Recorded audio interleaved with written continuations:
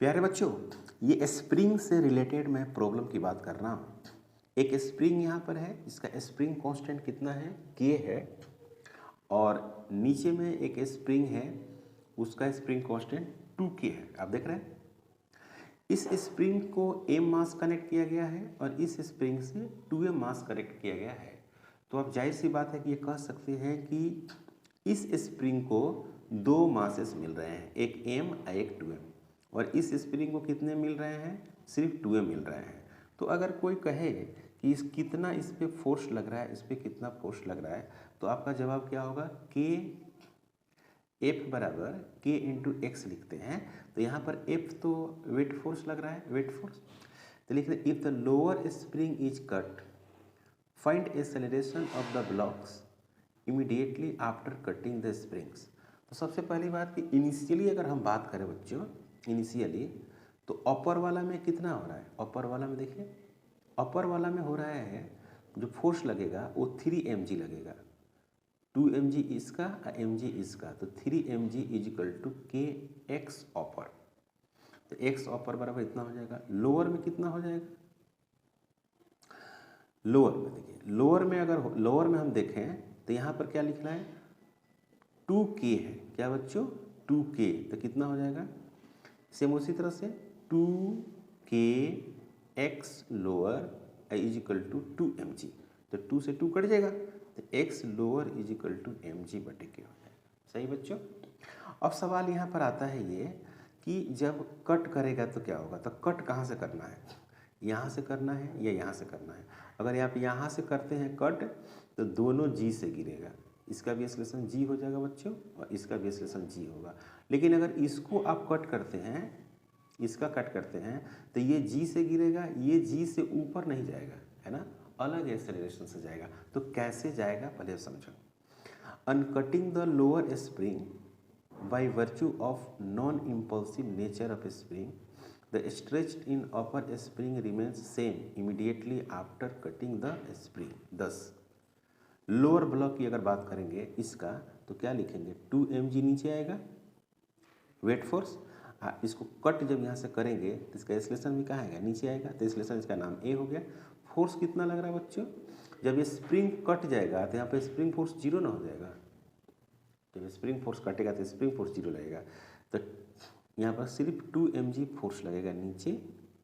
तो 2mg equal to 2m है, 2m cut गया तो a बराबर g, मतलब कि ये g से आएगा। अपर ब्लॉक की अगर हम बात करें कि यहाँ से कट करते हैं, तो जब यहाँ से हम कट कर रहे हैं उस वक्त कुछ ना कुछ यहाँ पर फोर्स लगा हुआ है, कट करने से जस्ट पहले या जस्ट कट आप कर रहे हैं उस वक्त तो फोर्स लगा हुआ है ना। तो कितना लगेगा, के एक्स अपर, और के एक्स अपर, एक्स अपर ये है, एक्स अपर कितना है, ये है, ओके। के एक्स अपर, अब वेट फोर्स कितना लगा है, नीचे mg। तो क्या लिखेंगे इसमें, नेट फोर्स लगेगा, क्योंकि एक फोर्स इधर भी लग रहा है, इस पर भी लग रहा है, ऊपर भी फोर्स लग रहा है और नीचे भी फोर्स लग रहा है। तो इसमें हम लोग नेट लिखते हैं। तो क्या लिखे हैं बच्चों, ये net force is equal to m into a लिखा गया है। वो कैसे, नेट फोर्स लिख रहे हैं। तो F spring minus mg is equal to m है, F spring minus mg, F spring minus mg is equal to m है। तो F spring k into x, देखो x ऑपर ये है, तो k और x का वैल्यू 3mg बटे k से k कैंसिल हो जाएगा, mg बराबर m है। तो इसको सोल्व करेंगे तो कितना हो जाएगा, 2mg is equal to m है। तो 2mg is equal to m है, mm का पास कट जाएगा, तो a बराबर होगा 2g। 2g से ये ऊपर जाएगा, कहाँ जाएगा बच्चों, ऊपर। और ये g से कहाँ आएगा बच्चों, नीचे आएगा। काफ़ी अच्छा कंसेप्ट आप कह सकते हैं इसको। प्यारे बच्चों, इस तरह का जब भी कंसेप्ट आए तो आप इस बात का ध्यान रखना कि जो एक्सेलरेशन हम लोग निकालते हैं वो कॉमन निकालते हैं, ऐसे जब भी निकालते हैं तो इसको समझेंगे। When two bodies of the mass m1 and m2 are kept on a frictionless surface and a force F is applied on the body, one body, then the force with which one body presses then other at the point of contact is called force of contact.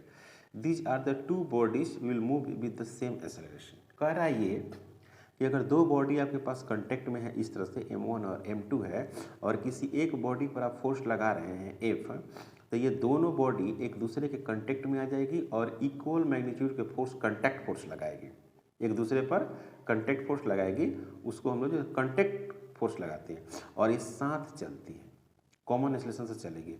तो सबसे पहला काम ये करते हैं कि common acceleration निकालते हैं। तो कॉमन एक्सेलरेशन क्या निकालेंगे, इस पर जितना फोर्स लगाया वो इतना, इस पर फोर्स लगाया तो ये कैंसिल फोर्स हो जाएगा, सिर्फ बाहर वाला फोर्स को देखते हैं। तो when the force F acts on the body with the mass M1 as on the figure, तो F बराबर M है, लेकिन M में क्या है, 2 है, M1 plus M2 into A, तो यही हो गया एक्सेलरेशन। यानी आप एक्सेलरेशन लिखेंगे यहाँ पर, तो A is equal to F divided बटे M1 प्लस M2। अब ये दोनों ब्लॉक के लिए एक्सेलरेशन हो गया, पहला का भी इतना ही है और दूसरा का भी इतना ही है। If the force exerted by M2 on the M1, माने M2 जो है M1 पर F1, the force of contact, then the body.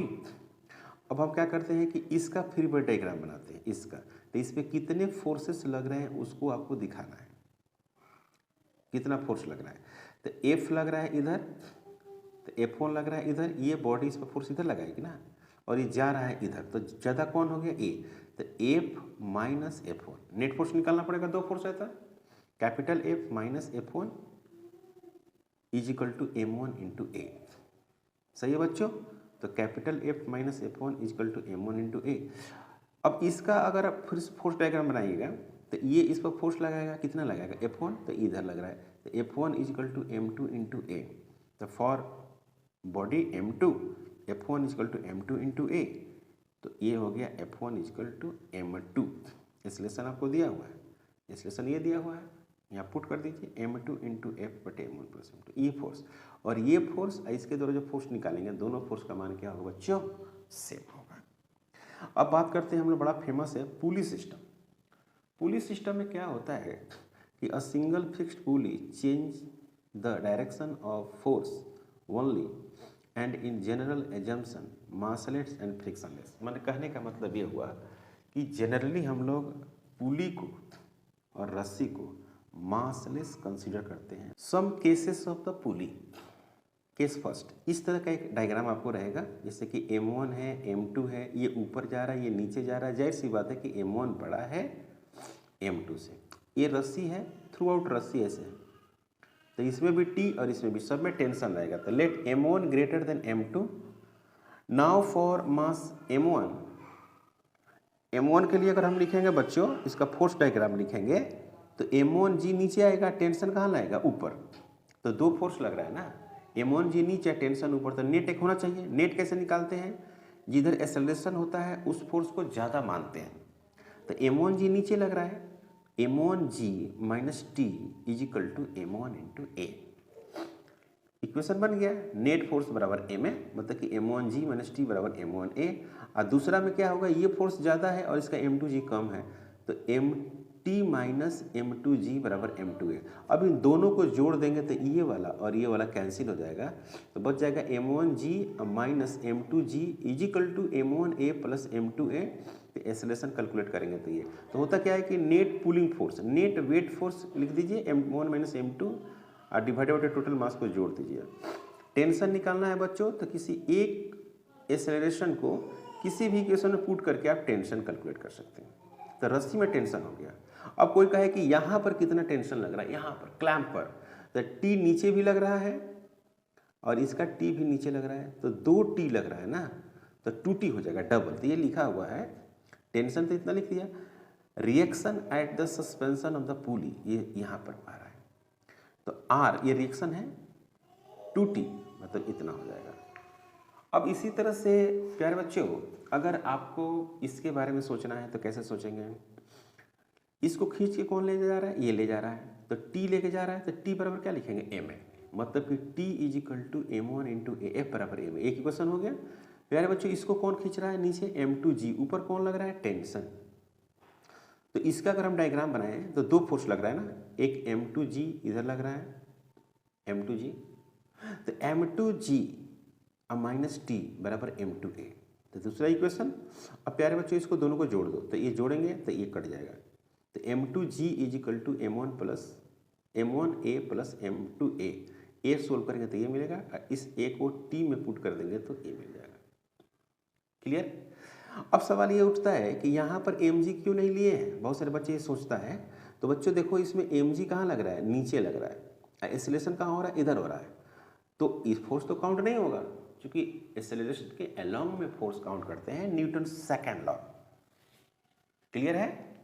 Okay, तो इसको आप याद करें। कंसेप्ट जो मैंने बताया है एग्जामिनेशन पॉइंट ऑफ व्यू के लिए बहुत इंपॉर्टेंट है, बहुत इंपॉर्टेंट है, इसलिए इसको आप याद करें।